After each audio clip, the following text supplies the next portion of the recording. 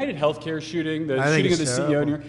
Can you give us your thoughts about that? And what do you make of Well, the I reaction think around it's the terrible. suspected shooter? Does that tell you anything about how people I think about it's a healthcare? terrible thing. I think it's really terrible that some people seem to admire him, like him. And I was happy to see that it wasn't specific to this gentleman that was killed. It's just an overall sickness as opposed to a specific sickness.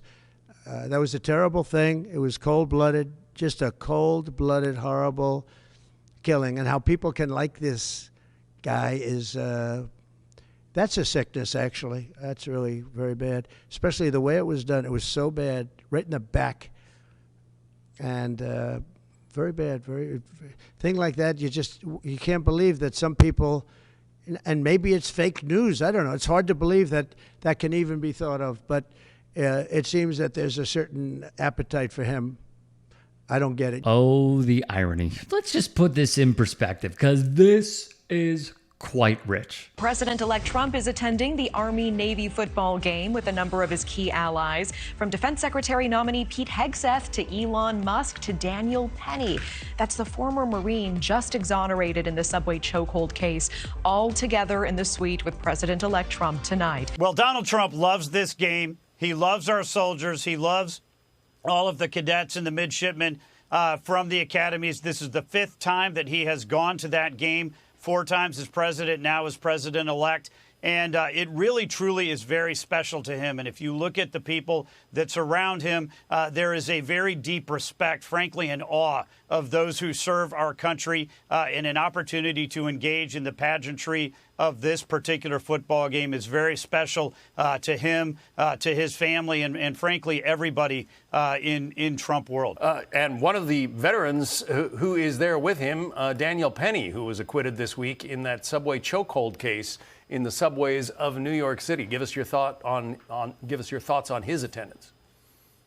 Well, I think that, as a guest, obviously, we're excited to have him over there. I think a lot of people thought that he was very unjustly charged, and glad to see that justice was served in that particular case there. Look, the man was trying to protect people that were on that train. I think it's very important that we kind of look at motives as people are moving through life, and his motive was to protect and serve. That's what he learned when he was in the Marines, and that's what he was doing on that train. I think that when you look at the rest of the people that are in that box right now, you're going to see a very common thread that these are people who want to serve, who want to make sure that America is going to be a strong country, and they want safe communities. And that really is one of the key cornerstones of Donald Trump's approach to this election cycle and what he's going to be doing over the next 4 years. I mean, as RNC chair, you cannot have a better spin here. Wait a minute. Wasn't this the guy who found a way around enlisting? Wasn't he the one who said, I had a foot thing? Wasn't he the one whose father, Fred, not only attended a Klan rally back in the day, but also somehow got a doctor's note for him to not serve? He loves the midshipmen. He loves the military. Are you sure about that? Isn't this the same guy that did not attend an event honoring the dead soldiers that sacrificed their lives for our freedoms because it was raining and his hair was going to get wet? Who, according to one person who specializes in the field with a PhD, that he may be on his 4th hair transplant. Nonetheless, isn't this the same man, according to The Atlantic in their reporting, that did not want to go to a cemetery to honor the soldiers who gave their lives? And he called them suckers and losers? But hey, he loves the military. However, before we get to Daniel Penny, condemn the actions of vigilantes like Kyle Rittenhouse. We're looking at all of it. That was an interesting situation. You saw the same tape as I saw, and he was trying to get away from them, I guess, it looks like, and he fell, and then they very violently attacked him, and it was something that we're looking at right now, and it's under investigation. Welcome to Mar-a-Lago. It's Kyle Rittenhouse posing with former President Trump. Trump revealed the visit on Fox News last night. Kyle, I got to know him a little bit. He called. He wanted to know if he could come over. He's a really good young guy. He's 18 years old. Just left Mar-a-Lago a little while ago. And he should never have been put through that. The visit comes amid controversy over what's being called the lionization of Rittenhouse by some conservatives. Thank you for having me on. Meanwhile, in an appearance with Ashley Banfield on News Nation, Rittenhouse tried to explain how he came to give the white power sign in this notorious photo, which was taken in a bar while he was awaiting trial. Donald Trump Jr., why hasn't his father, the President of the United States of America, you might know him, celebrity in chief, Dope 45, Donald J. Trump. Gosh, I hope you are in the last days of me saying that. But when asked why he hasn't condemned Kyle Rittenhouse, Donald Trump Jr. said this. With Kyle Rittenhouse coming across state lines and murdering 2 people and injuring another. We're waiting for due process. We're not jumping to a conclusion. If I put myself in Kyle Rittenhouse, maybe I shouldn't have been there. He's a young kid. I don't want 17-year-olds running around the street with AR-15s. Maybe I wouldn't have put myself in that situation. Who knows? But we all do stupid things at 17. But again, I think we have to. Beyond stupid. Really stupid, fine. But we all have to let that process play out and let due process take its course. Let me tell you something. It's levels to stupid. I have many thoughts on this, so let's just fire away. The first is, it's kind of funny how they pick and choose who to celebrate in vigilante justice. The second is, this guy, Donald Trump, saying, I don't know what the appeal is. Luigi Mangione, criminal, terrible, horrible. There are 2 root causes of this, or 2 reactions to this, rather. The first is, it's flat out ironic because he is a felon.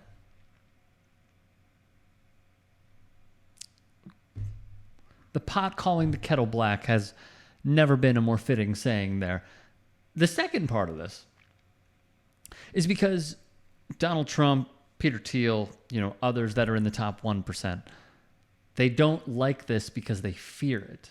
And as Sammy Obeid said, and as I have said before, the comedian Sammy Obeid, no one is calling for these killings, okay? But what is rather alarming is how they continue missing the plot. And it could be all the way from Trump to mainstream news, as I discussed in a previous piece as well. They keep missing it because they want to protect their capital and simultaneously not acknowledge how, as divided as we are, the left and the right are kind of coming together on this issue because we are all being exploited. We've been calling this out longer than the right has, though. Let's keep it a buck. And even if you try to make amends with some righties, they might pick and choose the issues, but they also think that this is their guy. And this is the hill that they are willing to die on. So I don't know if that strategy is actually going to work. There's another part about this as well. And it is those who had the gall to say Daniel Penny is the right person for this moment. I understand that he is a veteran. He also, in my opinion, sucked the life out of a houseless person who needed help. So what Donald Trump and J.D. Vance and others in that box at a football game where they say they don't like their sports and politics or politics and sports, the irony there again, what they are signaling, bat signaling, is it is okay to do that. We are giving you our full-throated support. We are giving you the stamp of approval. If you want to do what Daniel Penny did, we have your back. That is a dangerous precedent to set. That is not a positive precedent to set. Considering where we are in this country right now and the steaming nature of politics, this is the wrong message to send. They easily just could have gone. But no. They intentionally placed Daniel Penny in there. So one person on Twitter said is a Bob's Burgers character. I mean, a man who, puts a houseless person in a chokehold for about 6 minutes and sucks the life out of them. Yeah, I agree with that. If there was a Bob's Burgers character, I'm disappointed, but I'm not surprised. If you can and are willing, please become a paid member here at TYT Sports, and or go to tyt.com/join. In addition, you can follow me on Twitter, Instagram, and TikTok. Appreciate it. Have a great day.